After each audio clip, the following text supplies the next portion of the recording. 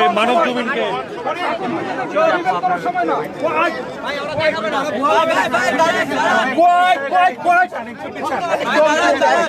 সবাই এক হবে এখন এক হওয়ার সময়, এখন বিভেদ করার সময় না। এখনই কি ক্ষমতা ছাড়ছে? এখনই কি তোমরা এটা কেবল শেষের শুরু মনে করো? এমন ভাই, সবাইকে অনেক আমাদের সংগ্রামী শুভেচ্ছা জানাচ্ছি এবং আমরা বাম্বার পক্ষ থেকে এসেছি। একটু দেরি হলো আমরা এসেছি, শুধুমাত্র একটুকু বলতে যে আমরা ছাত্রদের সাথে আছি।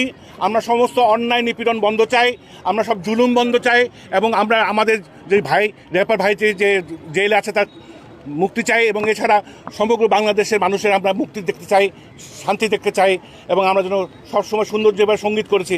আফটারঅল যারা মারা যাচ্ছে তাদের বয়স, যাদের মারা যারা মারা, তুই কথা বল না, আমি কথা বলি না বলি, তুই তো অনেক কথা বলছিস। সবার কথা বলছিস, কথা বলছিস। আমরা বিচার চাই, জনগণ বিচার করবে, জনগণ রাষ্ট্রের কাছে বিচার চাই, জনগণ বিচার করবে, জনগণের রাষ্ট্রের মালিক হলো জনগণ, জনগণ ডিসাইড করবে কাকে বিচার করবে।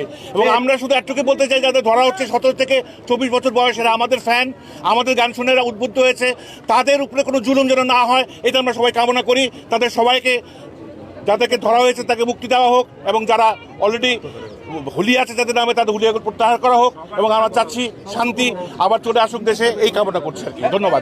এবার কথা বলবে পার্থদা। হামিন ভাই কোথায়? হামিন ভাই কোথায়? হামিন ভাই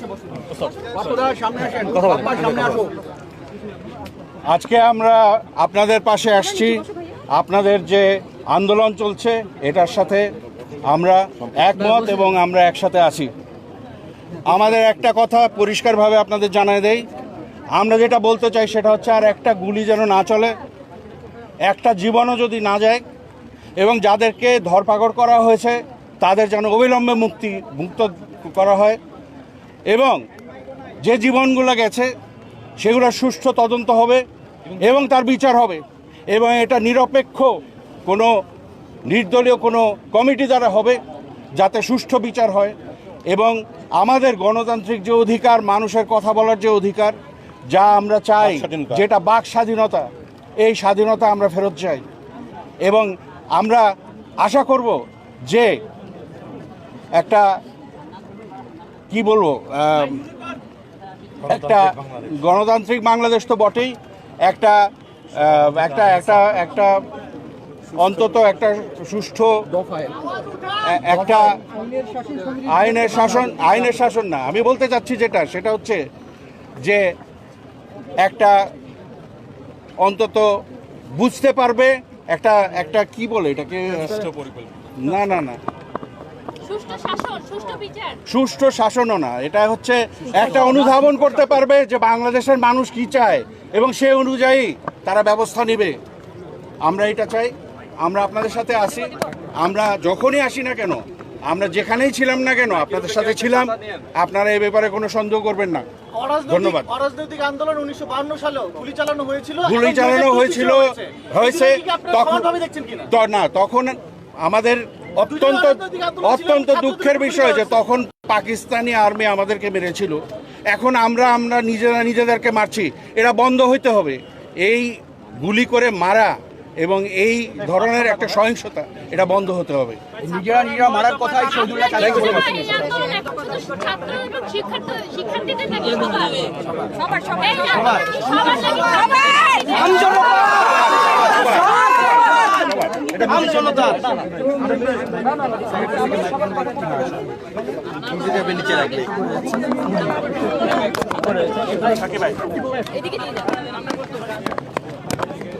আমি বলি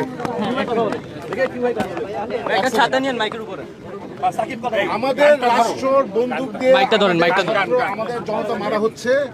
এটা মানে 52-69 হয়েছিল, 71 পাকিস্তানিরা মেরেছে। এখন আমাদের দেশের পুলিশ আমাদের দেশের আল জাজিরার কাছে ফুটেজ চলে গেছে, যেখানে দেখা যাচ্ছে আর্মি গুলি করছে আমাদের ছাত্রদের উপরে, আমাদের মানুষদের উপরে, হেলিকপ্টার থেকে স্নাইপিং করা হচ্ছে। এখানে কি সিভিল ওয়ার হচ্ছে? আমরা কি শত্রু?